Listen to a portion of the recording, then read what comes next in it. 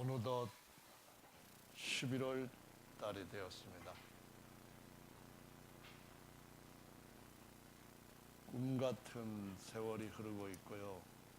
그러다 보니까 우리네도 빨리빨리 세월에 묻어져서 함께 빨리빨리 가는 것 같습니다. 그래서 찬송가에 보면은 광음과 같은 세월, 시간을 주 위에서 아끼자라고 말씀하시는데요. 광음이란 것이 뭘 말하는 건가요? 빛과 소리, 이걸 의미하는 거잖아요. 빛이 빨리 가는 것처럼 우리네 인생도 빨리 간다, 그 얘기잖아요. 소리도 빨리 가는데 빛보다야 늦지만은 역시 참 인생의 속도감을 느낄 정도로 빨리 간다, 그렇게 표현한 가사이잖아요. 여러분, 빛이 먼저 소리가 1초에 얼마나 가나요? 빛이 1초에 가는 거리를 단위를 마하라고 하죠. 소리가 1초에 가는 거리를 마하라고 합니다. 빛이 1년 동안 가는 거리를 광년이라고 하면서 광대한 우주를 시간으로 측정하려면은 광년이라는 단어를 씁니다. 소리는 1초에 340m입니다. 뭘 빠른 거는 아니죠. 세계에서 가장 빠른 누군가요? 인간 탄환이라고 했던 사람, 우사인 볼트죠. 볼트. 이 사람이 100m를 몇 초에 주파했는지 아세요?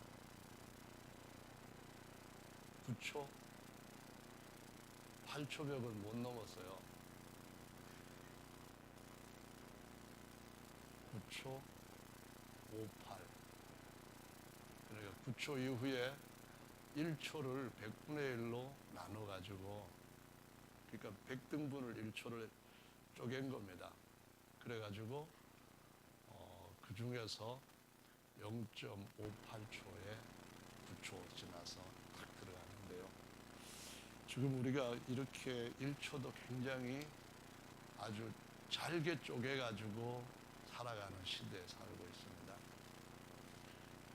1초가 굉장히 중요하다 하는 그러한 의미를 2012년 7월 런던 올림픽에서 펜싱 준결승전이 일어났을 때에 사람들이 실감을 했다고 하네요. 거기에서 보면은 신아람 한국 선수가 1초를 남겨놓고 역전패를 당하는데 이 1초가 다른 때보다 엄청 길었대요. 그러니까 우사인 볼트가 달릴 때에 그 1초의 길이하고 펜싱 경기를 할 때 1초의 길이가 너무 달랐다는 거예요. 그러니까 상대 선수가 이길 때까지 이 1초라고 하는 남은 시간을 자꾸 지연시켰다는 그런 얘기죠. 그래서 신아람 선수가 패배를 하고 경기장에 주저앉아서 오랫동안 울었다고 하는데요. 이런 1초를 생각하는 이유가 있어요. 그게 뭐냐 하면은 우리네 인생이 광음같이 흘러간다고 하는데, 근데 이것이 과연 우리에게 어떤 의미를 주는가, 이거를 살펴보기 위함이거든요. 오늘날 우리는 달력을 몇 가지를 가지고 있어요. 여러분, 혹시 예수님이 3일 밤낮 무덤에 계셨다라고 하셨을 때 그 하루에 대한 시간 개념을 어떤 그 시작점과 마치는 점을 가지고 3일 밤낮이라고 했는지 생각해 보셨나요? 아침부터 그 다음날 아침까지를 하루로 보았는지, 아니면은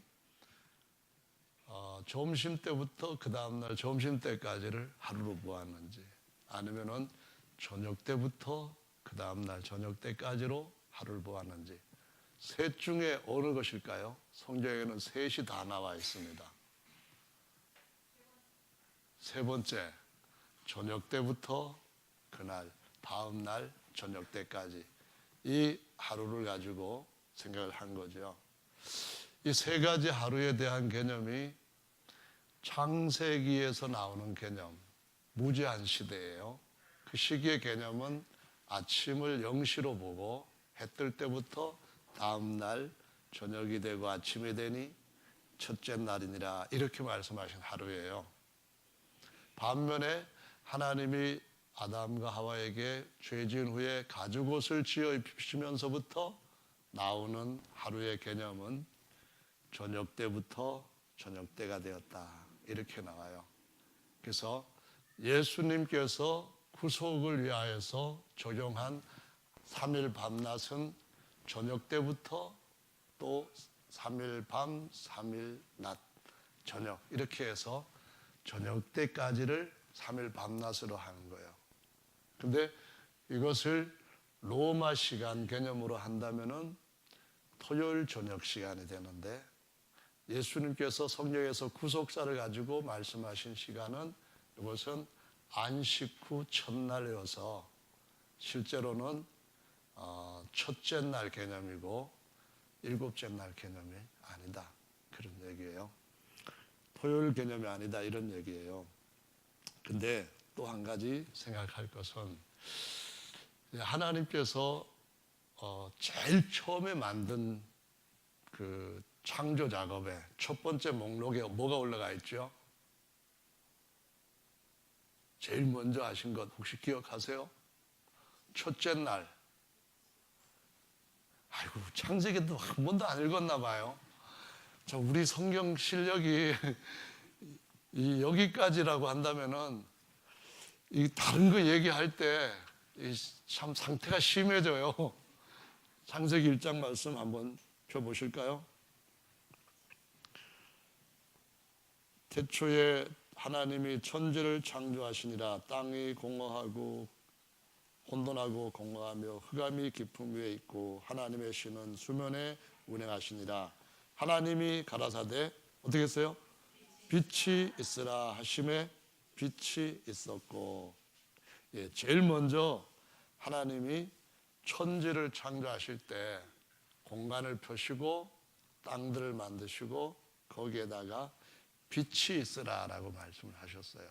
이것이 첫째 날이라고 말씀하셨는데, 이 첫째 날 빛을 만들어 놓으셨고, 이 빛이 하나님이 만드신 이 첫 창조 안에서는 제일 빠른 것으로 여겨지고, 그 빛은 속도가 지금도 변함이 없다고 여겨져요.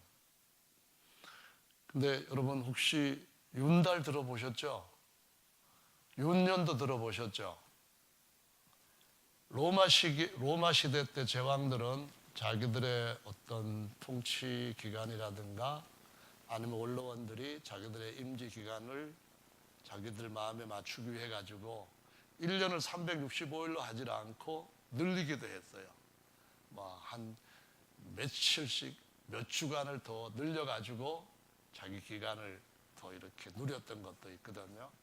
그러다가 태양력이라고 하는 오늘날 우리가 사용하는 이 달력에 보면은 제왕들의 권세를 위해 가지고 불어넣은 입김이 보여요. 느껴진단 말이에요.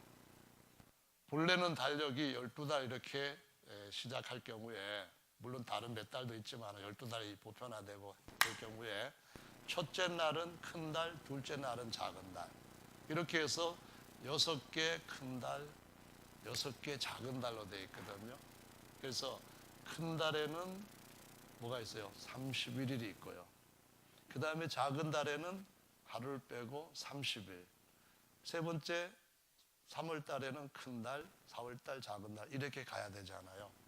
근데 달라진 것이 있어요. 큰 달, 작은 달, 큰 달, 작은 달, 이런 보편적인 원칙에서 달라진 것이 있어요. 둘째 달에 며칠로 되어 있어요? 28일로 되어 있고 또 윤달을 고려했을 때는 29일이 돼요. 그런 반면에 7월 달은 큰 달이잖아요. 그럼 8월 달이 무슨 달이 돼야 돼요? 작은 달이 돼야 되는데 7월 31일, 8월 31일 그렇게 달력에 꼭꼭 기록이 돼 나와요. 왜 그럴까요? 제왕들이 달력 가지고 장난친 거예요. 뭐라고 장난쳤냐면은 7월 달을 영어로 뭐라고 해요? 줄라이. 한번 잘 아시는데 줄라이 하면은 뭐가 떠올라요? 여러분 성경에 나와 있는 중요한 인물이 있어요. 그게 바로 줄리어스 가이사라고 우리말로 했는 시저의 이야기예요. 시저가 7월 달 내가 태어났는데 이거 30일 그랬는데 8월 달에 그러면은 나도 그럼 8월 달을 작은 달로 하면 안 되지. 가이사보다 더 큰 것이 아구수도인데 이렇게 나온 거예요. 그래서 8월 달을 영어로 뭐라 그래요? 그렇죠. 아구수도가 자기도 그러면은 큰 달로 하자 해가지고 8월 달을 30일로 못을 박아버린 거예요. 그래서 가만히 찾다 보니까 2월 달 만만하니까 딱 빼버린 거예요. 이런 장난들을 세상에서는 쳤기 때문에 오늘 성경 말씀에 보면은 빛의 자녀, 하나님은 빛 자녀들의 아버지 이런 말씀하시면서 하나님은 세상에 있는 것과는 다르게 회전하는 그림자도 없다라고 말씀하시면서 하나님이야말로 우리 사람 안에 영원한 생명의 빛이다라고 말씀하시고 빛에 대해서 증거하러 오신 이가 침례 요한이고 그렇기 때문에 그는 정말 큰 자가 됐고 의의 태양이 사람들 속에 떠올랐다 할 때에 우리 속에 예수 그리스도 영광의 그분이 우리 안에 찾아오시게 될 때 우리가 빛의 아들들이고 하나님의 영광의 후사가 된다라고 말씀을 하시고 있는 거예요. 그래서 세월이 참 빨리 가는데 이 빨리 가는 세월 속에 우리네 인생살이 길이가 얼마나 되는가 하는 것을 시편 90편에 보면은 계산 좀 해보면서 거기서 지혜를 얻으라라고 말씀하셔요. 벌써 1년 다 갔잖아요. 1초는 어떻게 만들어지는 건가요? 1초를 만든 개념, 방식은 지구가 한 바퀴로 뺑 돌아서 자기 자리에 오는 요 기간을, 요 걸린 시간을 자전에 걸린 시간을 하루로 보는 거잖아요. 그걸 갖다가 쪼갠 거죠. 60분으로 24시간으로 쪼개고 그래서 24시간 중에 어떤 개념은 아침 6시에서 시작하고 어떤 개념은 낮 12시에서 시작하고 어떤 개념은 자정에서 시작하고 그래야 되는 거잖아요. 그런데 이렇게 쪼개가지고 그 시간들을 이제 초 단위까지 쪼갠 상태에서 이 초 단위가 어느 시점에 가다 보니까 처음에 가지고 있던 시간과 달라져 버린 거예요. 왜냐하면은 세상도 피조물도 피곤함이 점점 누적되다 보니까 전에는 똑같은 속도로 자전을 하던 지구가 아이고 힘들어 이 세상에 이것들이 왜 이렇게 죄짐을 많이 지고 있는 거냐 그러다가 자전 속도가 조금 늦어졌대요. 그래가지고 요걸 맞추기 위해서 런던 올림픽이 열렸던 2012년 7월 달 그때 그 달에 열렸거든요. 그리고 7월 1일 날 윤초를 조정을 한 거예요. 윤초. 그러니까 시간을 맞추기 위해 가지고 그렇게 다 한 초를 갖다 조정을 하게 되니까 사실 여러 가지 정밀한 시계를 따라 가지고 어떤 그 진행 과정들이 이어져 갔던 것들은 불가피하게 그런 조정을 해야 될 만큼 우리네 우리네 삶은 초에 따라서도 굉장히 영향을 받을 만큼 굉장히 중요한 그러한 세월이라는 것을 가르치고 있는 겁니다.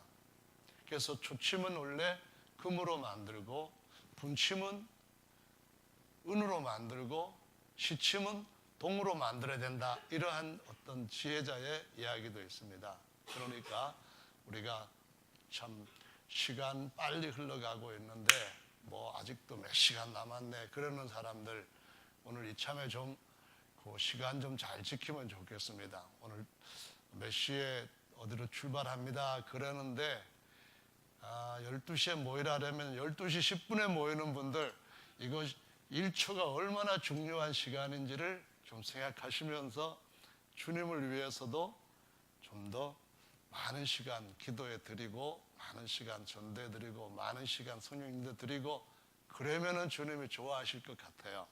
할렐루야. 근데 이 시간이 얼마나 긴박하게 돌아가는 그런 그 정말 짧은 시간까지도 다투어서 세이브해야 될 시기에 살고 있느냐 하는 것을 제가 한번 자료를 찾아서 봤는데요. 이건 이제 여담으로 들어가는 겁니다만은 1초를 얼마만큼 쪼갤 수 있느냐 이것이 시간을 정확하게 체크할 수 있냐 측정할 수 있느냐 관건이 되는 거거든요. 근데 1초를 가장 정확하게 쪼갠 그걸 가지고 시계를 만들었을 때에 더 많이 쪼갤수록 시간의 정확성이 높아지는 거예요. 그렇잖아요. 그래서 몇 가지 시계에 대한 것들을 보았더니만은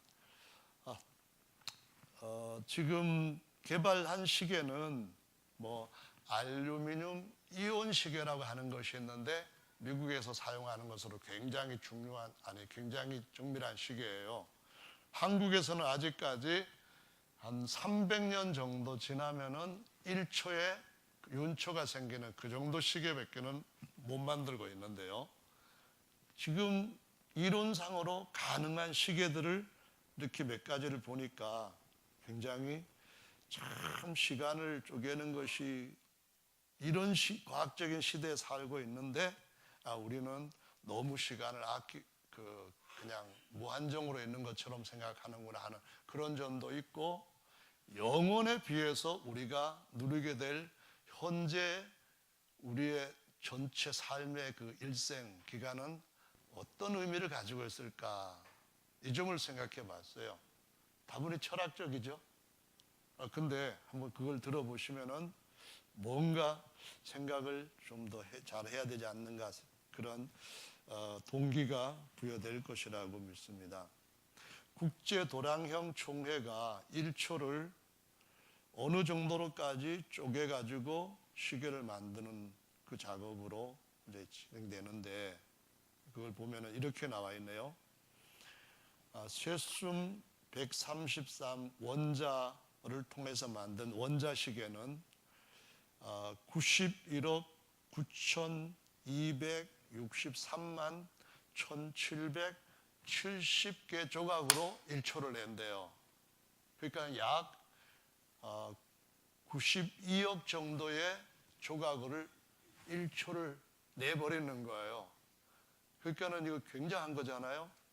근데 이 원자 시계보다도 더 정밀하게 할 수 있는 시계가 있대요. 이게 바로 원자 시계의 10만 배 되는 시계인데 광시계라는 거래요. 광시계 말고요. 광시계. 이 광시계는 1초를 그 진동 횟수를 그 빛이 진동하는 그걸 가지고 초를 나눈 것으로서 518조 2,958억 3,659만 854회 1초 동안 이렇게 막 한다는 그런 진동을 가지고 시간을 측정하니까 1초를 518조 분의 1 정도로까지 정확하게 측량할 수 있다는 거예요. 계산적으로. 기가 막히잖아요. 근데 하나님이 처음에 만드신 이 빛은 그때나 지금이나 똑같은 줄로 여러분 믿으셔야만 됩니다. 지구의 자전 속도나 또 다른 어떤 운행 속도는 변합니다. 왜냐하면은 낡아지고 옷처럼 쇠해지기 때문에 없어져 버릴 것입니다. 하지만은 이런 것들은 아직까지 예전 속도를 그대로 파장하는 성질을 그대로 가지고 있는데, 그 중에서도 특히 그것보다도 더 정확하게 할 수 있는 그 시계가 뭔 시계냐 하면은 원자시계라고 합니다. 그러니까 원자시계가 아니라 핵시계라고 하는데요, 이 광시계보다도 핵시계가 훨씬 더 정밀한 시계로서 이론적으로 연구되고 언젠가는 이런 뭐랄까요, 초정밀 시계도 우리의 생활 가운데 어떤 중요한 것에 사용되어질 것이다라고 과학자들이 말을 하는데요, 이것이 다시 10배나 더 광시계보다도 정확성을 갖고 있다는 거예요. 그러니까 그 빛의 속도를 이렇게 딱 518조 정도 쪼개놓은 것에다가 그 조각 하나를 다시 10개를 확 쪼개놓은 상태예요. 그러니까 이 과학이 이 정도로 발달을 하다 보니까 본래 하나님이 만들어 놓으신 빛에 대한 것을 잊어버리고 자기들이 발견한 것, 옛날부터 있던 그것이 더 위대하게 보이고, 그걸 발견한 자기 자신이 신의 경지에 올라간 것처럼 착각을 하게 되는 거예요. 그렇지만 여러분, 빛을 만든 이가 위대한 건가요? 아니면 빛에 원래부터 있던 그런 원리들이라든가 특성들을 발견한 이가 위대한가요? 물어서 대답을 기다린다는 건 바보예요. 믿습니까? 하나님은 여전히 변함없는 전능자요, 우리를 최고의 빛이신 하나님의 영광의 아들들로 세우려고 하시는 줄로 믿으시기 바랍니다. 시간도 주님이 만드셨고, 시간 안에 달려가는 이 그 빛도 주님이 만드셨어요. 그런데 주님은 우리를 하나님의 영광의 빛의 아들로 다시 태어나게 하셨을 때는 하나님이 만드신 모든 피조물들을 다 어떻게 하게 만드셨냐 하면은 발 아래 두게 만드셨다고 하는 사실을 아셔야만 됩니다. 아멘. 그럼 한번 질문을 해볼게요. 하나님의 아들들이 완전히 빛의 아들들로 영광 중에 나타나게 되었을 때 그 아들들이 운행할 수 있는 속도는 음속일까요? 광속일까요? 아니면 그것과 또 다른 무슨 속도일까요? 이것은 시간의 개념이 거기에서는 전혀 제한을 못하는 그런 것입니다. 또 하나는 공간의 개념이 전혀 거기에 어떤 것도 제한을 줄 수 없는 완전한 하나님의 아들들로 세워지는 것인 줄로 믿으시기를 바랍니다. 하나님이 그 지식이 전지하신 분이에요. 그리고 제일 좋으신 분이에요. 거기다가 전능하신 분이에요.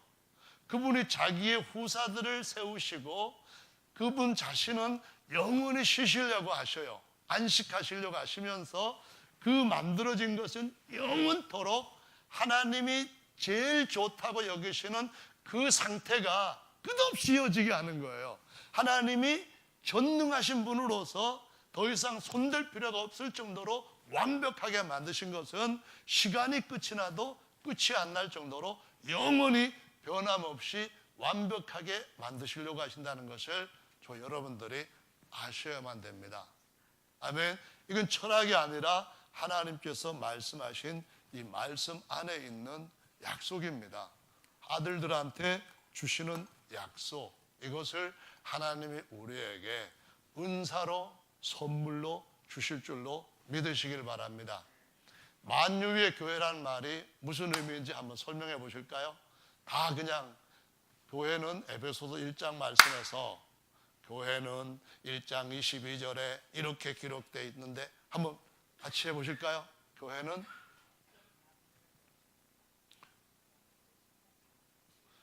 그냥 주문 외우는 것처럼 중얼거리지 말고 그냥 다 외우라고는 하지만은 교회는 정의 딱 내릴 때 이거다. 할 수 있는 것이 뭐가 있어야 되잖아요. 안 되면 그냥 보고 하시면 뭐 달랄 것도 없어요. 에베소 1장 찾으세요. 그냥 제 얼굴 그렇게 잘생긴 것도 아닌데 계속 저만 보시면은 성경 보실 때보다도 은혜를 덜 받을 수도 있어요. 에베소 1장 22절.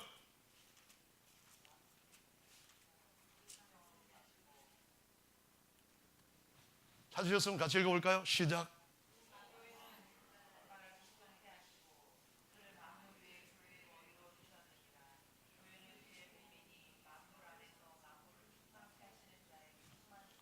아멘.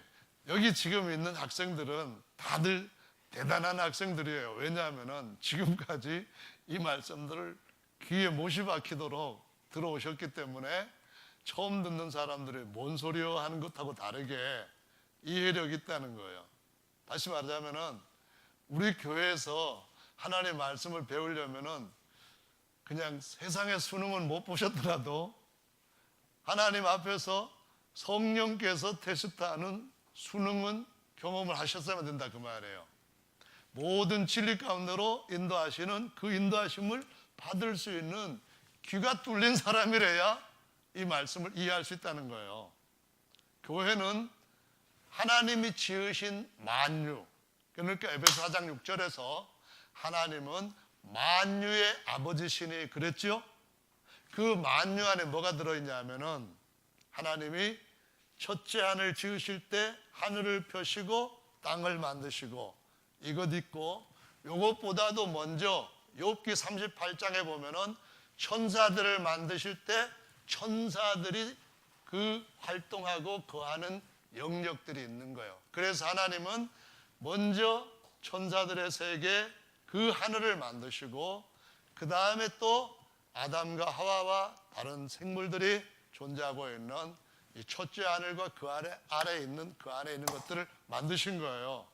이 모든 만드신 것들이 그냥 아무 의미 없이 저렇게 방치되어 있도록 만드신 것이냐 하면은 아니라는 거예요.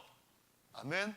하나님께서 지구를 만드시고 그 지구를 공허하게 두지 아니하셨다 하는 말씀은 무슨 말씀이냐 하면은 지구를 관리할 수 있는 사람을 거기다가 만드셨기 때문에 여느 별처럼 공허한 별이 아니라 의미가 있는 별이 되고 여기에서부터 뭔가 대단한 것을 보여주는 별이 되고 샘플일 뿐만 아니라 여기에서부터 생산된 또 다른 어떤 것들을 파생시켜 가지고 하나님의 완전한 계획을 영원히 채워가게 하시는 시작이라는 의미를 갖고 있는 거예요. 아멘. 아멘. 그래서 하나님께서 교회를 세우실 때 그 교회라고 하는 의미는 하나님이 모든 걸 지으신 만유의 아버지신데 만유를 다 발 아래 두는 만유 위에다가 세운 존재가 된다라고 말씀을 하시는 거예요. 할렐루야. 아멘. 제가 시간보다도 더 위에 있으면 어떻게 되느냐 이 질문을 여러분은 답하실 수가 있어요. 하실 수 있죠. 공간을 발 아래 둘 수 있다면 어떻게 할 수 있느냐 답하실 수 있어요. 있잖아요. 그렇죠? 적어도 주님이 주신 기본적인 상상력만 가지고 있다고 한다면 이해력만 제대로 갖고 있다고 한다면 시간과 공간을 초월하는 개념, 발 아래 두는 개념 그래서 이해하지 못할 분들이 아무도 없는 거예요. 아멘. 그래서 교회는 하나님이 만유의 아버지시고 지으신 모든 것들 위에다가 교회를 세우셔서 그 교회로 하여금 하나님의 모든 것들을 은사로 받아가지고 빛들의 아버지로부터 선물로 받아가지고 영원히 그것들을 발에 두고 다스리며 누리면서 채우게 하시는 일을 하신다는 말씀이에요. 그래서 만유를 충만케 하시는 자의 뭐라고요? 충만이다 그 말이에요. 충만은 이만한 뭐에 대해 가득 채우는 거예요. 이 우주가 광년이라고 하는 것으로 측량을 해도 몇백억 광년 뭐 이렇게 계산해야 할 정도로 크고 넓다고 할지라도 그걸 다 채울 수 있는 충만은 만유 안에서 만유를 충만케 채우시는 자의 충만하신 교회가 할 수 있을까요? 없을까요? 할 수 있는 거예요. 하나님은 뭐라고 하셨냐면은 하나님의 말씀을 믿을 때에 그 믿음을 의롭다고 하셔요. 아멘. 그 말씀이 정말 하나님의 말씀이라면은 인간적인 계산이나 과학적인 법칙에 의해서 볼 때 전혀 불가능하다 할지라도 하나님은 전능자이시고 그분이 그렇게 계획하셨다고 한다면은 그거는 당연히 그분의 말씀대로 된다고 믿을 때에 그 믿음을 의롭다고 하시는 거예요. 오전에 말씀드렸던 것처럼 세상의 믿음은 세 가지로 나눌 수 있어요. 하나는 영원하고 참된 진리를 믿는 것이고요. 두 번째로는 그냥 언젠가는 지나가야 할 그림이나 모형 같은 허상들을 믿는 것이고요. 그래서 이걸 갖다가 그냥 그것만 쫓아가는 사람들 보고 헛되고 헛되도다, 헛되고 헛되도다, 헛되고 헛되도다 이렇게 전도서에서 말씀을 하고 있는 것들이에요. 세 번째로는 가짜를 믿는 거예요. 진리에 대적하는 걸 믿는 거예요. 진리를 흐트러 놓은 걸 믿는 거예요. 그래서 교회도 가짜 교회가 있지요. 가짜 교회들이 믿는 예수님은 참 예수가 아니라 다른 예수라고 말씀하시는 거예요. 아멘. 그래서 좋은 소식이라고 믿기는 하는데 참 복음이 아니라 다른 복음을 믿는 거예요. 하나님은 믿음으로 말미암아 살게 하시고 그 믿음을 의롭다고 하시고 그 믿음으로 순종하게 하실 때에 하나님이 의인이라고 하나님의 의로우심과 동등한 의로움을 얻게 하시지만은 다른 예수 믿으면은 의롭다고 안 하셔요. 믿습니까? 다른 예수, 다른 복음 믿으면은 절대로 하나님이 의롭다고 안 하셔요. 가짜 믿는데 진리 하나님이 어떻게 의롭다고 하시겠습니까? 말이 돼요? 절대로 그럴 수는 없는 줄로 믿으시기 바랍니다. 그래서 진짜를 믿어야 돼요. 참을 믿어야 돼요. 영원하고 변함이 없는 하나님의 진리의 말씀을 믿어야 그 진리로 우리를 낳으시고 그 진리로 우리를 만드신 하나님이 본래 아시는 최상의 존재 자리에 들어가게 될 줄로 믿으시기 바랍니다. 여기까지 안 어렵죠? 근데 내용은 굉장히 좋죠? 하나님만이 하실 정도로 대단하죠? 제가 지금 여러분한테 하나님이 못하실 일을 막 꾸며가지고 여러분 가문이설로 속인다고 생각하시는 분이면 지금 나가셔도 돼요. 한 분도 안 나가시니까 하나님이 다 하실 수 있는 일, 현재 기록된 일을 말씀드린다고 여러분이 받아들인다고 이해하겠어요. 자, 하나님이 어떤 계획을 세우셨는지를 우리 한번 보십시다. 골로새서 말씀을 먼저 보시면은요, 골로새서 찾으셨죠? 1장 말씀인데 15절부터 어디까지 보시는가 하면은 19절 말씀까지 함께 읽어보시겠습니다. 15절로 19절이에요. 자, 같이 읽어보겠습니다. 시작. 모든 창조물보다 먼저 나신 자니 만물이 그에게서 창조되되 하늘과 땅에서 보이는 것들과 보이지 않는 것들과 혹은 보좌들이나 주관들이나 정사들이나 권세들이나 만물이 다 그로 말미암아 그를 위하여 창조되었고 그가 또한 만물보다 먼저 계시고 만물이 그 안에 함께 섰느니라. 그는 몸인 교회의 머리라. 그가 근본이요 죽은 자들 가운데서 먼저 나신 자니 이는 친히 만유의 으뜸이 되려 하심이요 아버지께서는 모든 충만으로 예수 안에 거하게 하시고. 할렐루야. 아멘. 여기에서 보시면은 15절에 그는 아들을 말하는 거죠. 아들은 보이지 아니하시는 하나님, 아버지를 말하는 것이죠. 보이지 않은 아버지를 보여주는 형상이라는 거예요. 어제 성경 공부를 하는데 어떤 분이 계시를 받았어요. 무슨 계시를 받았냐 하면은 몸이 좀 어찌러지했는가 뭐 감지약인가 뭔가 약을 좀 드셔가지고 좀 띵했대요. 질문을 했는데 띵한 데서부터 아주 기발한 그 답이 나왔어요. 성경 공부할 때 질문을 하는 것이 굉장히 유익한 점이 있어요. 대답을 해야 된다는 배우는 사람 입장에서는 내가 이렇게까지 모른다는 걸 다 저렇게 까발리냐 이렇게 좀 부담스러울 수도 있는데요.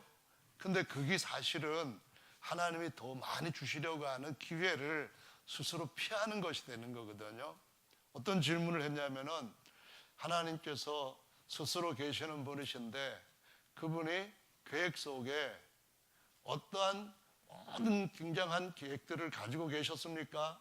뭔가 자기를 보여주려고 하는 그런 계획이 스스로 계실 때부터 가지고 계셨습니까? 했더니 찡 하는 데서부터 뭐라 했냐면은 형상을 만드는 목적이 뭡니까? 나온 거예요. 하나님께서 자기 혼자만 계시고 자기 혼자 하려면 다 하시는 분인데 자기한테 필요하고 부족한 게 하나도 없는 분인데 형상이 왜 필요합니까? 형상이 필요한 것은 뭐가 있기 때문에 그것들한테 쫙 보여주려고 형상 만드는 거 아닙니까? 이렇게 대답을 하더라고요. 제가 이런 계시는 보통 때 나오는 것이 아니다 그런 생각을 했어요.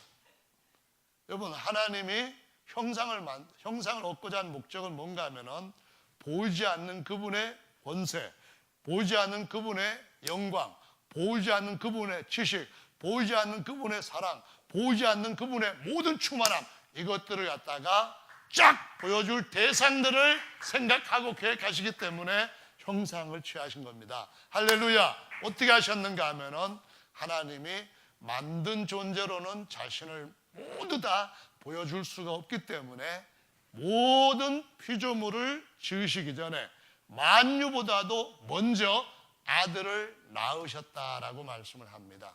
그리고 난 뒤에 아들을 통하여서 보여줄 것들을 만드시는 거예요.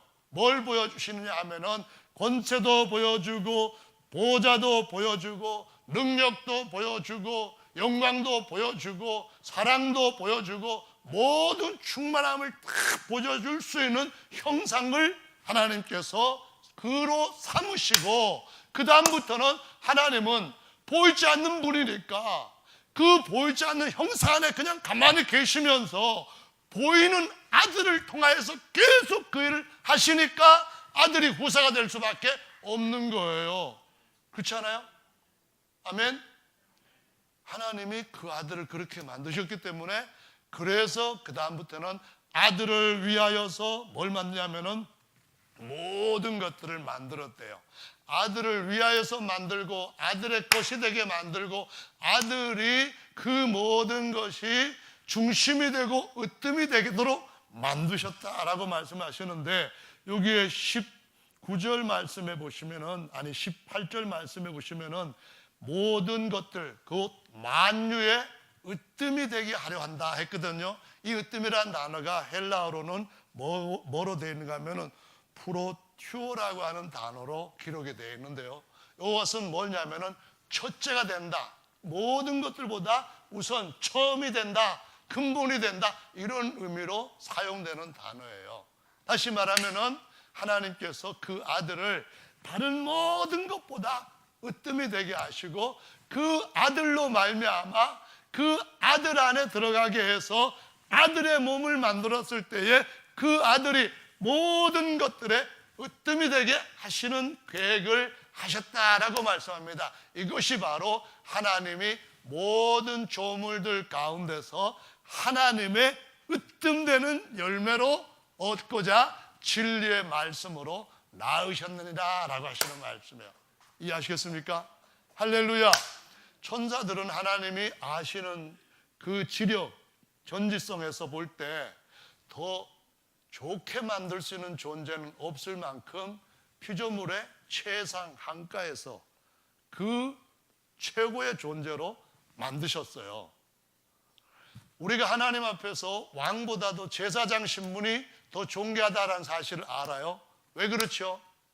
하나님을 섬기는 이것이, 하나님 앞에 오베드하는 이것이 다른 모든 피조물들을 발 아래 다스리는 것보다도 훨씬 더 중요한 거예요. 왜냐하면 하나님 앞에서 우리가 하나님을 섬기는 제사장이 된다 하는 것은 아들이 아버지와 하나가 된 것처럼 우리도 아들 안에서 완전히 하나님과 하나가 되는 특권을 누리고 우리가 아버지 안에 푹 들어가고 하나님 아버지께서 아들과 함께 우리 안에 중보자인 연결시키는 하나의 죄인 역할을 하는 그 아들로 말미암아 아버지와 하나 된 그 아들과 아버지가 영으로 우리 안에 우리를 충만케 채우시는 그런 일을 하는 것이기 때문에 이것이 정말 하나님께서 가장 우리를 존귀케 하신 것이기 때문에 그래서 하나님을 섬기는 제사장 직분이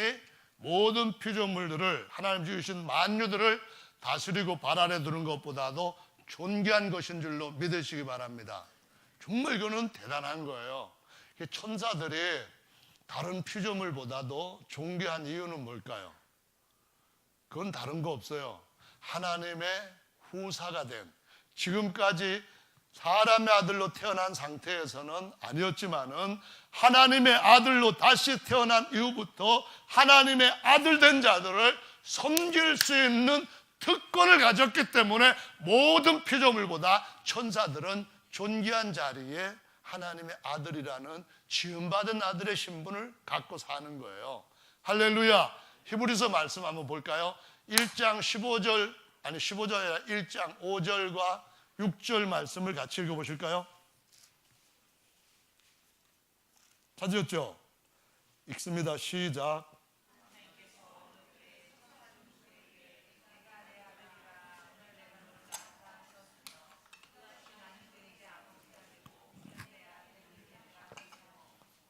그런 적이 없다 이 말씀이죠. 자, 이번엔 6절 시작.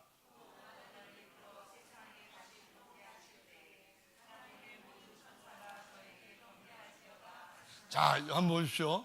처음에 주님이 오셨을 때, 예수님이 오셨을 때는 하나님이 세상을 이처럼 사랑하사 뭘 주셨어요? 독생자를 주셨으니 그 말이에요. 근데 초림은 독생자를 주셨다. 독생자 신분으로 예수께서 오셨다 이 말인데, 재림은 어떻게 해요? 하나님이 맏아들을 누구에게 주신다고요? 죄와 상관없이 하나님의 아들로 거듭난 사람들한테 이 맏아들로 보내신다고 약속을 하시고 있는 거예요. 할렐루야. 그럼 맏아들은 의미가 어떻게 달라진 거예요? 애를 처음에 하나 딱 낳았는데 그 아들이 독생자는 될 수 있지만은 맏의 아들, 맏아들은 못 돼요. 그건 무슨 말이에요? 동생들이 있어야 되는 거예요. 아들들이 더 많아야 되는 거예요. 똑같은 형제들이어야 된다 그 말씀이에요. 무슨 형제요? 낳은 아들들요. 믿습니까? 낳은 아들들이 있어야 된다는 거예요. 그들이 누구냐 하면은 천사들이 보고서는 그에게 경배할지어다 이렇게 하는 거예요. 왜냐하면은 하나님의 형상이니까요. 왜냐하면은 그 안에 하나님이 영원히 거하시는 초소이니까요. 아멘. 구약에서는 성전을 향해서 경배할 때에 그 안에 계시는 하나님을 거기 계시다는 것을 알고 믿고 경배하는 것이었으니까요. 그런데 신약에서는 하나님이 세우시는 더 완전한 무너지지 아니할 신령한 성전, 어떤 것 피조물에도 제한을 받지 않고 그 모든 것 위에 세워진 가장 높은 곳에, 가장 높은 하늘에 세워진 성전이기 때문에 그 성전을 향하여서 경배하는 것은 보이지 않는 하나님이 그 안에 영원히 계신다고 알고 믿고 바르게 그에게 경배하는 것이니까요. 할렐루야. 1장 14절 읽어보겠습니다. 1장 14절 같이 읽습니다. 시작.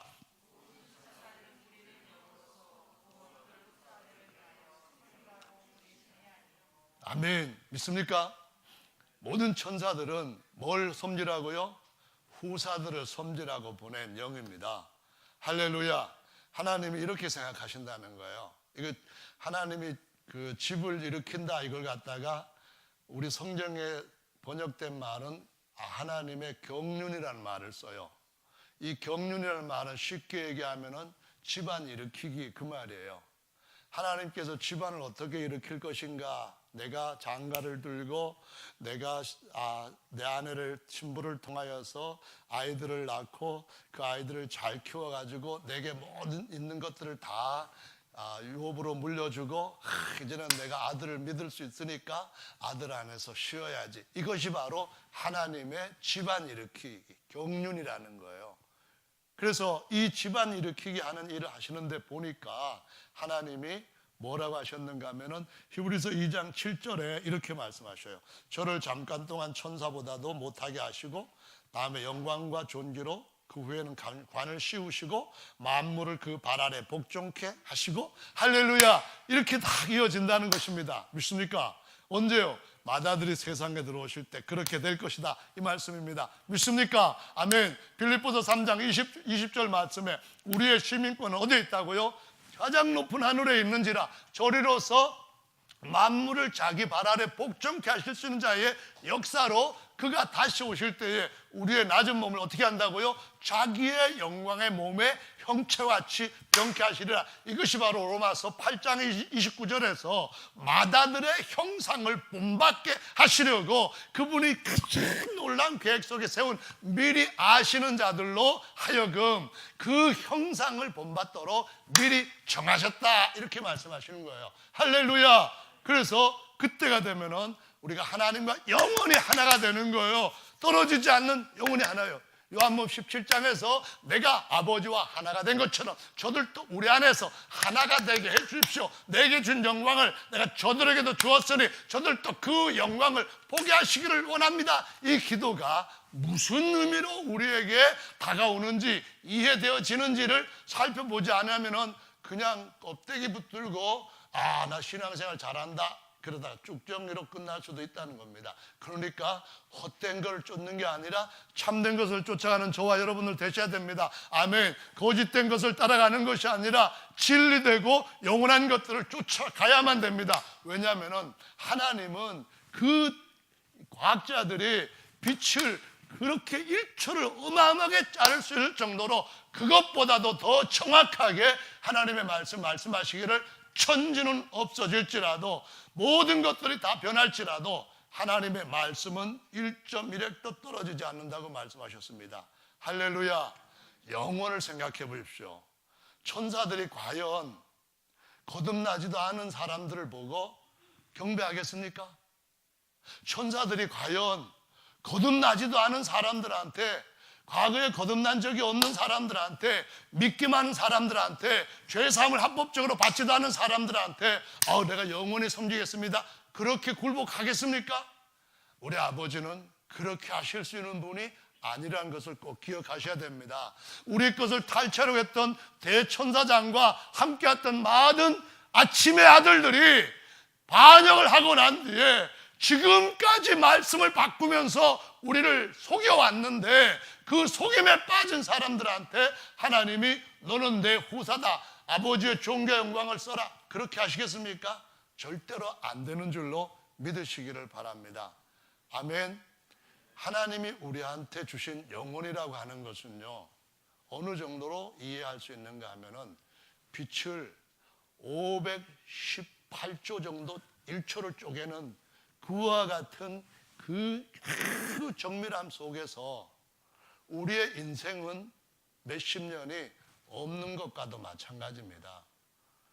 생각해 보세요. 1초를 518쪽에 쪼갰을 때에 518조분의 1초가 얼마나 짧은 시간이겠습니까? 그런데 영혼에다가 우리의 70년, 80년을 비교한다고 한다면은 그것보다도 더 짧은 순간입니다. 맞습니까? 영혼이라는 개념에 대해서 생각해 보시면은 우리가 5,000년을 산다 할지라도 없는 것과 마찬가지로 우리의 인생은 정말 빛보다도 빨리 지나가는 짧은 인생이라는 것을 기억해야 됩니다. 근데 우리가 영원히 아버지의 것을 누릴 존재로 주님 예정하셨습니다. 미리 정하셨습니다. 그래서 그 안에 들어가려고 한다면은 그냥 세상에 어떤 좋은 대학교 들어갈 때 애쓰는 것보다도 10분의 1도 안 하면서, 아니 10,000분의 1도 안 하면서 믿기만 하면 들어간다? 그게 말이 됩니까? 아버지의 말씀은 포도나무라 일해라 하면은 할 수 있는 만큼의 일을 하는 겁니다.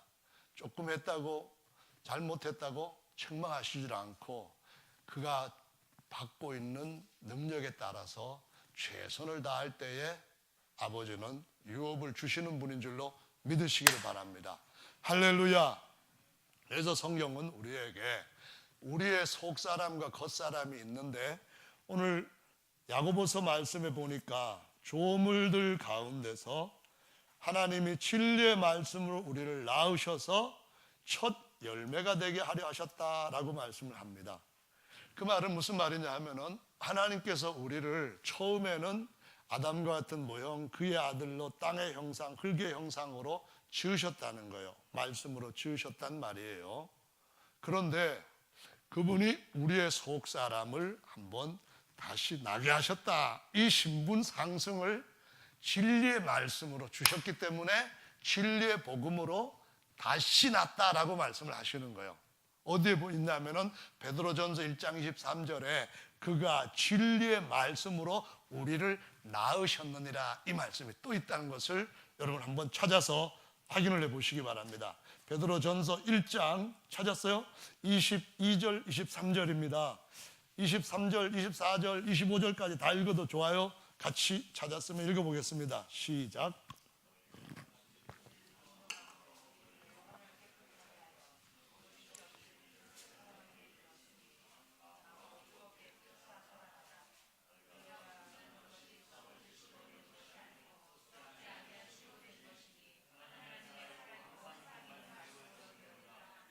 그러므로 모든 육체는 풀과 같고 그 모든 영광이 풀의 꽃과 같으니 풀은 마르고 꽃은 떨어지되 오직 주의 말씀은 세세토록 있도다 하였으니 너희에게 전한 복음이 곧 이 말씀이니라. 아멘. 침례를 받으면 영혼이 깨끗해진대요. 죄사함 받는다 그 말이에요. 영과 혼이 깨끗해진 거예요. 아직까지 육체까지도 완벽하게 됐다 그거는 아니지만은, 그러나 침례를 안 받은 사람하고 침례 받은 사람하고는 엄청나게 다른 차이를 갖고 있다는 거예요. 정성 형제님 원래 오늘 침례 받은 것 때문에 떡하려고 했는데 다음 주에 하려고 했는가 오늘 미뤘어요. 무슨 일이 생겨가지고. 침례 받기 전에 정성 형제님, 침례 받은 후에 정성 형제님 뭐 달라진 게 없어 보여요. 아니 좀 더 침례 받고 나서 더 착해진 것 같긴 해요. 아니 그건 하나님 말씀을 더 열심히 배우려고 하는 그런 선한 양심이 하나님을 찾아가는 변화가 있는 건 사실이지만, 육체만 볼 때는 큰 차이가 없어요.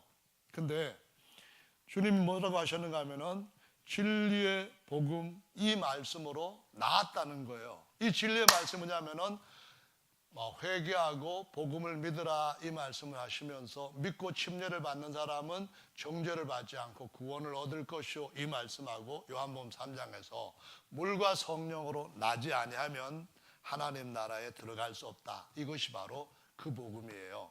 아멘. 물과 성령으로 나지 아니하면 못 들어간다, 이 말은 부정으로 또 부정으로 설명을 하신 거예요. 그러니까 너 이거 하지 않으면 절대 안 돼, 이 말이에요. 부정으로 하지 않고 그냥 긍정으로 물과 성령으로 거듭나면 하나님 나라에 들어간다 이러면은 다른 방법도 끼워 넣을 수가 있어요. 물과 성령으로 하지 않고 헌금을 한 500억 정도만 한다면은, 아니면은 세상에서 제일 돈 많은 사람이 그 돈을 다 선교 사업에 쓴다면은 천국 들어갈 수도 있다, 이 말까지 집어넣을 수 있는 여지가 있다는 거예요. 사실은 아니지만 문장상으로 볼 때 이거 아니면은 안 된다, 이 말.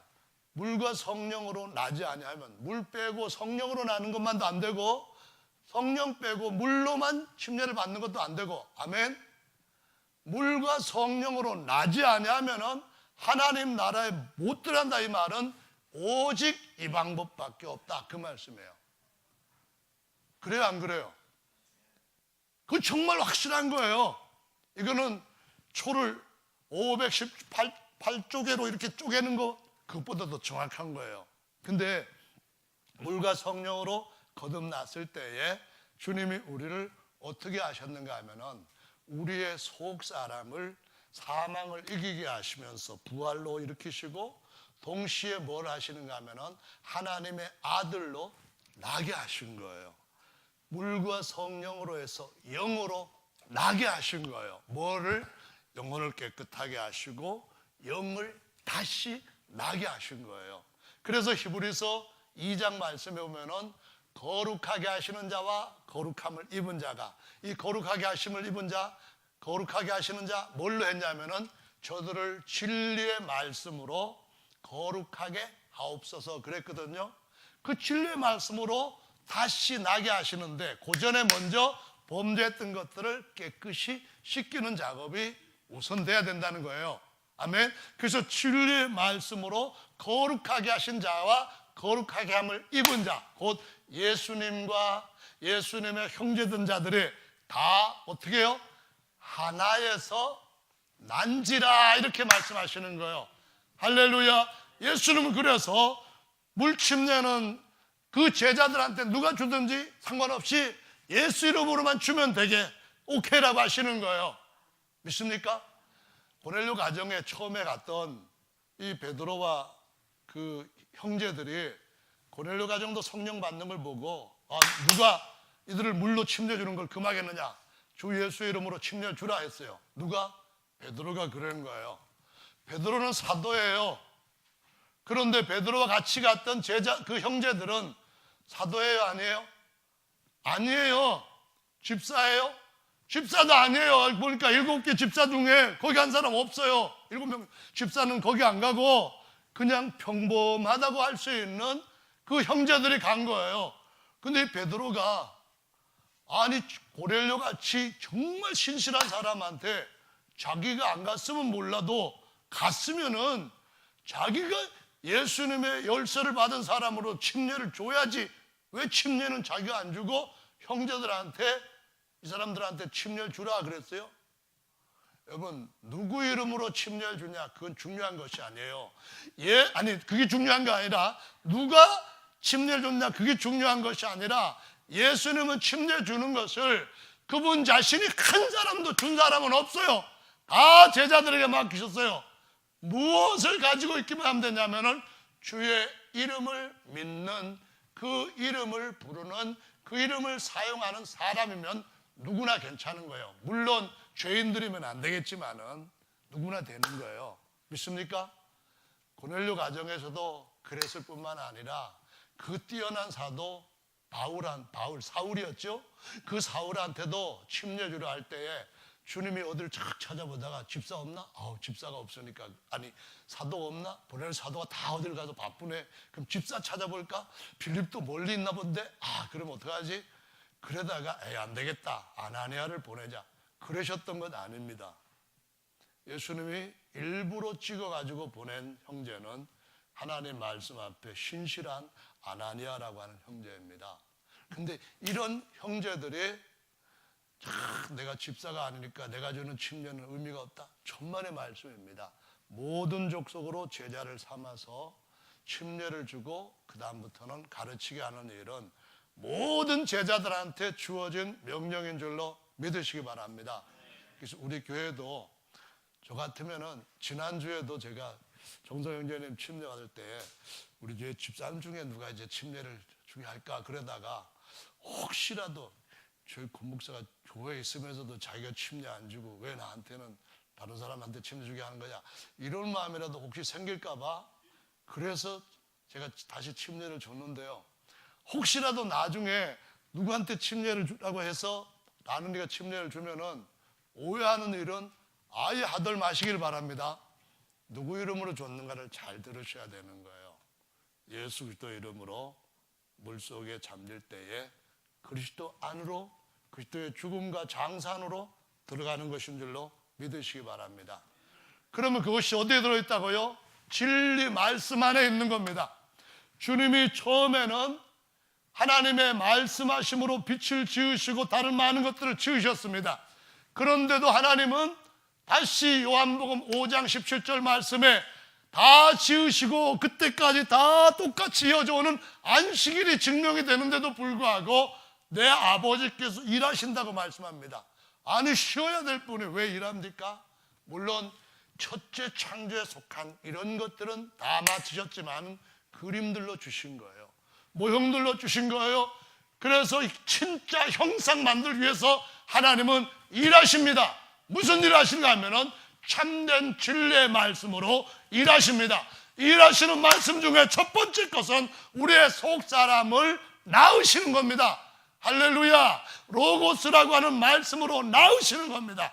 옛 창조는 레마라고 하는 말씀으로 지으셨지만은 이제는 태초부터 있던 로고스라고 하는 말씀으로, 여기 베드로전서 1장 23절도 로고스이고, 또 야고보서 1장 18절 말씀도 로고스 진리의 말씀으로 낳으시는 일을 하는 겁니다. 그것은 바로 영이 영을 낳는 것처럼 우리의 속사람이 하나님의 영으로 말미암아 아바라 부를 수 있는, 지음받은 천자들을 우리한테 섬기라고 할 수 있는 후사들이 될 수 있는 그러한 신분으로 낳게 하십니다.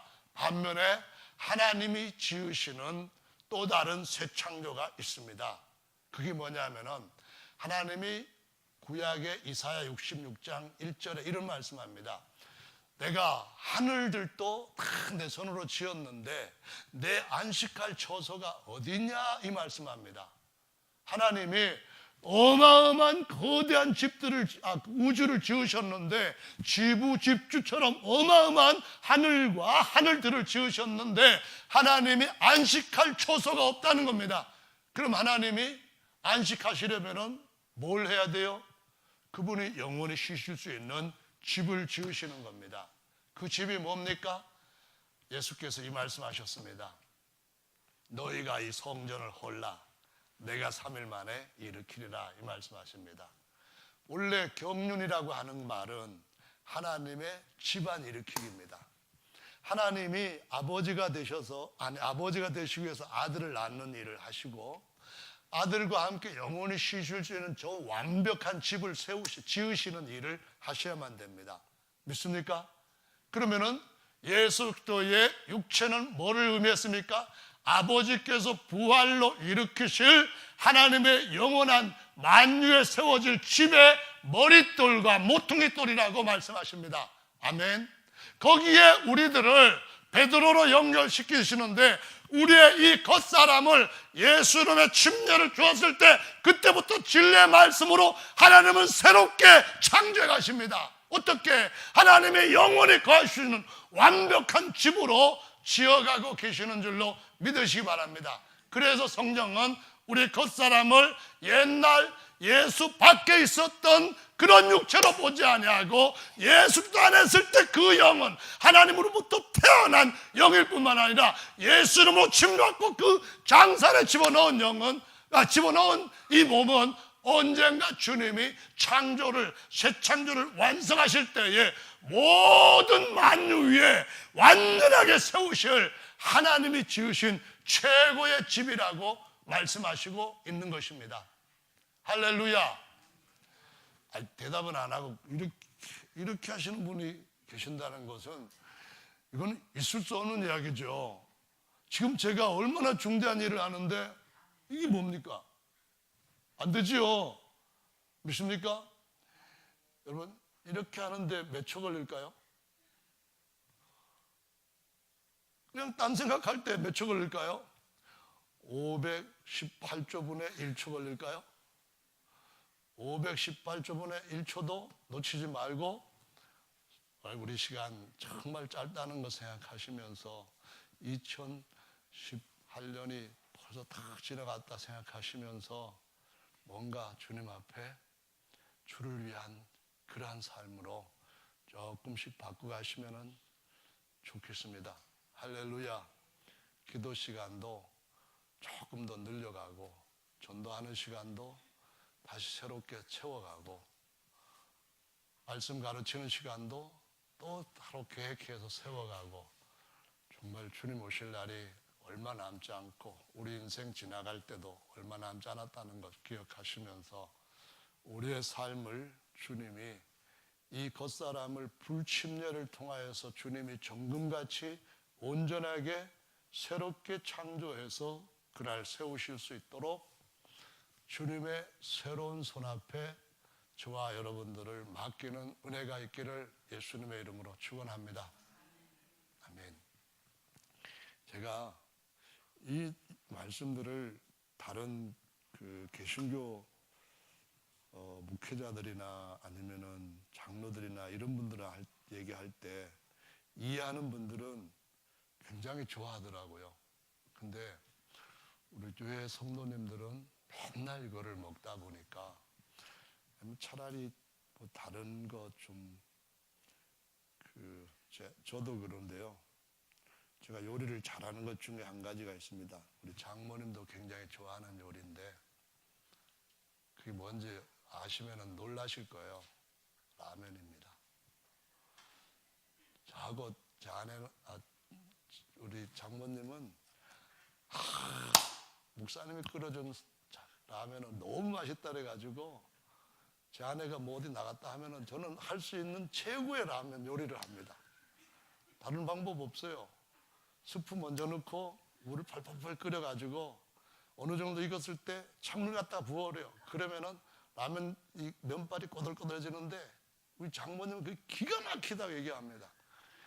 근데 제 아내가 오면은 또 그럽니다. 또 라면 끓였어요. 근데 가끔 라면도 좋지만은 우리 몸에 좋은 영혼에 좋은 양식 꼭꼭 씹어서 다른 사람한테도 잘 할 수 있는 저런 예수님의 제자들 다 되시기를 예수님의 이름으로 축원합니다. 다 같이 기도하는 시간 함께 갖도록 하겠습니다.